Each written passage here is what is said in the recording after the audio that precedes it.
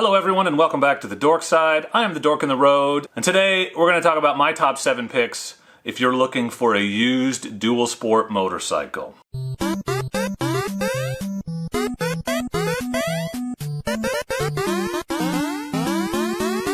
That's right everyone, I am the Dork in the Road and I want to be your internet riding buddy, so please consider subscribing. Don't forget to turn on those notifications so that you know when I post awesome new content just like this. So you've decided you want to jump into the world of dual sport motorcycling, and you've also decided that you're smart enough not to pay the premium that comes with buying a brand new motorcycle. Good for you. I've been bad at that. So if you're wisely shopping used and looking for some advice on where to start, let me give you my top 7 favorite motorcycles that you can pick up used for a reasonable price. If I was looking for a dual sport motorcycle right now, these are the bikes that I would start with. Now, just keep in mind, this is not intended to be an end-all, be-all, exhaustive list of used dual sports out there. Everyone has their own opinion. This is my opinion about the bikes that I would start with. There are a lot of advantages to buying used. Dealers add hundreds of dollars in fees and handling and setup charges, and so if you can get a used bike, you can almost always save a big chunk of change over a new one. That's obvious. And one of the cool things about dual sport bikes in particular is that you can often find yourself a used dual sport with a bunch of the mods on it that you already want.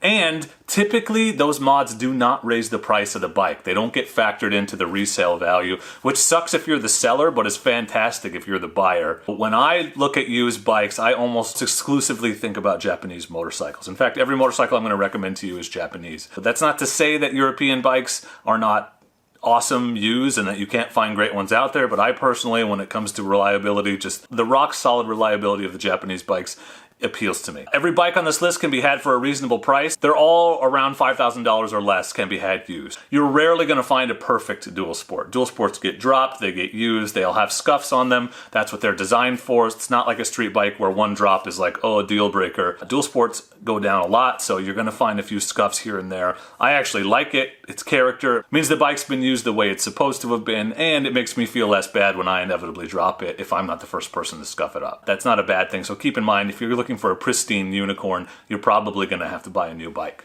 And speaking of unicorns, they do exist. Sometimes a person falls in love with the idea of dual sport riding, but once they get started, the reality is not for them. You can find, if you're patient and keep your eyes open, low mileage, fully modded dual sports in amazing condition on the used market that somebody just modded up and never rode. I've seen them less than 300 miles sometimes, so keep your eyes out. Those unicorns do exist. It just takes a little patience to find one. That's a lot of prefacing. Here are the 7 dual sport models I would recommend for you if you're interested in picking up a used bike. The first one is the Yamaha TW200, or the T-Dubs as it is affectionately called. This is a bike that I recommend a lot. It's a very unique bike with a lot of character, and I think it's a great bike for someone who's never ridden off-road before or even never ridden before. T-Dubs is easy to ride, dead simple, proven engine. It's so simple they invented it over 30 years ago and it hasn't changed. It's a great bike for a brand new rider, but still fun for an experienced one. And if you're looking for another bike that kind of fulfills this same need, the honorable mention I would throw out there in the same category is the Suzuki DR650. The TW200 though has that really unique rear tire, which is good because it's cool looking, gives you a lot of extra traction back there, but can be a disadvantage because the tire options for the rear are limited compared to some other dual sports. You can pick up a T-Dubs for anywhere from $3,000 to $4,000. MSRP on those is only $4,600, so don't go super high above $4,000 because you could just go get yourself a new one for not much more. The KLX250S is another bike I would put in the same super beginner friendly category. Second bike on the list is no surprise to those of you who have followed this channel for any length of time, but that is the Honda CRF250L and the Honda CRF250L Rally. The 250L is a great combination of a bike that is super user-friendly and approachable, not intimidating at all, but also capable enough to be a bike that you can grow with and grow into. It will handle your highway travel, it will handle your back roads, it can even do trails. It's just not as good at it as some of the other bikes on this list. But the CRF250L and CRF250L Rally, great bikes, rock solid, reliable, easy to ride, unintimidating bikes. Super capable, will take you anywhere you want to go. And you can find them for anywhere from $3,500 to $4,500, slightly more for the Rally. And another bike I would throw in as an honorable mention in a similar category is the Yamaha XT250. Third bike on the list, no surprise again if you're a fan of the channel, but it's the Suzuki DRZ400S. The DRZ400S and SM, but the S is the off-road model, is a classic dual sport motorcycle. It may be the most iconic and popular dual sport motorcycle of all time, partially because it's been around for so long. It's an all-around great motorcycle, very capable and fun to ride, but it's a little tall and a little torquey, so that can be a little bit more intimidating for a new rider. It can be had cheaper because all models are the same. They haven't really changed the design much at all. So you can pick up a 2002 DRZ400 and it's not that different from the 2020 that's sitting over here behind me. You can get those older models for the $3,000, $3,500 range, and newer ones can run all the way up to like $6,000, $6,500. Honorable mentions, similar bikes. Honestly, there aren't many. The DRZ is kind of unique in where it's situated in terms of its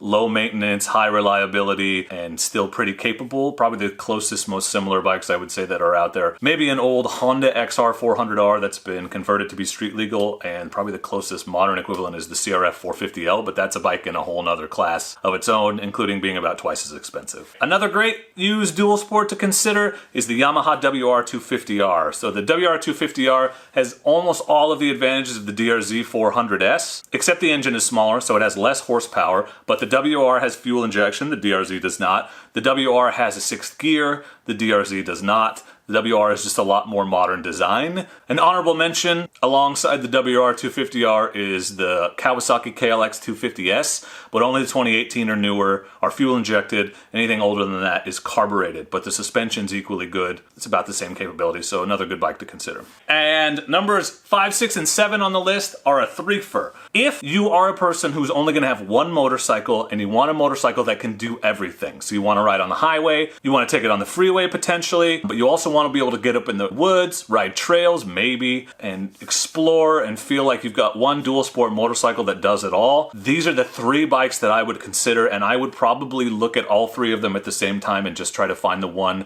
that I could get the best deal on. And those are the Kawasaki KLR650, the Suzuki DR650, and the Honda XR650L. Notice they all say 650. That's where that extra highway capability, more comfortable at higher speeds for longer times, comes from. That's that 650cc motor. So they're all thumpers. They're very similar in a lot of ways. They all sort of straddle the line between adventure bike and dual sport, but they're all only slightly heavier than some of the smaller dual sports. So if I was gonna have one bike, just one, it would probably be one of these because it would do almost everything I needed it to do. Here's one thing to know if you're looking at a KLR650, a DR650, or an XR650L, none of these bikes are even remotely modern. They're all carbureted, all single cylinder, all old school thumpers. They'll get you there reliably. They're rock solid reliable. You can't kill a KLR, they say. So it's a great bike to load up with some luggage and head off into the backcountry and know that you're gonna be just fine for days at a time. You can find these bikes relatively inexpensively. A DR650 anywhere in the $3,000 to $6,000 range, a KLR from $2,500 to $5,500, and they don't make new KLRs anymore, worth noting. And XR650L, at least when I looked around here, they tend to land in the $4,000 to $5,000 range. Don't go looking for an XR650L and end up with an XR650R, because the 650Rs aren't necessarily street legal.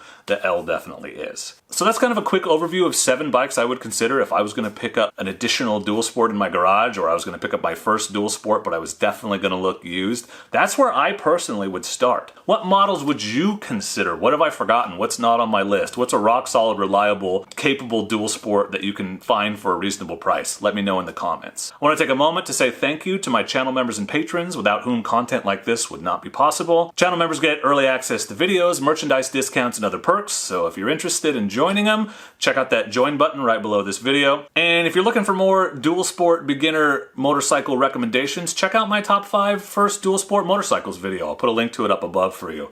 But for now, and as always, I just want to say thank you very much for watching. I appreciate you, and please do not forget to be excellent to each other. Thank you. Excellent!